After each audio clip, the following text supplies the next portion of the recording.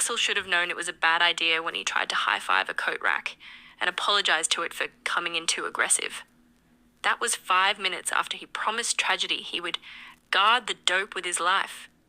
Now, technically, Axel was still in the crack house. Spiritually? Mentally? He was somewhere in another galaxy negotiating peace treaties with the ceiling fan. The crack house itself looked like it had lost a fight with 1997. The couch had one cushion and a mysterious dent shaped like regret. A lamp leaned sideways like it had given up on electricity. And in the middle of it all stood Tragedy, arms folded, staring at Axel, with the expression of a man who already knew his night was about to be ruined. "Axel?" Tragedy said slowly. "Where is my stuff?"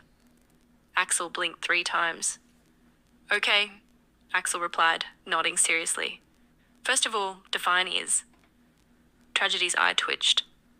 "I handed it to you," Tragedy said. "I said, 'Axel, hold this.' You said, 'I am a vault.'" "I am a vault," Axel whispered defensively. "A spiritual vault." Tragedy pinched the bridge of his nose. "Spiritual vaults don't misplace physical objects." Axel looked down at his hands like they had betrayed him. He patted his pockets, then he patted his hoodie, then he patted the air around him. "Okay," Axel said confidently. "It's nearby. I can feel it." He then walked directly into a wall. The room went silent except for the ancient refrigerator, making a noise that sounded like it was coughing up secrets. "You lost it," Tragedy said. "I did not lose it," Axel argued. "It's just temporarily unlocated." Axel began searching with the intensity of a detective who had never solved a case. He looked inside a cereal box. He opened the microwave. He stared suspiciously at a houseplant. "Why are you interrogating the fern?" Tragedy asked.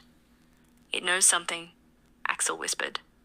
10 minutes later, Axel was on the floor, squinting under the couch cushion like he was exploring ancient ruins. "I found a chip," Axel announced proudly. "That's from 2003. It still looks optimistic." Tragedy was pacing now. "Axel, focus. Retrace your steps." Axel stood up and dramatically walked in a circle. "Okay," he narrated. "You handed it to me. I said, 'I am a vault.' Then I sat down. Then I stood up because the couch felt judgmental.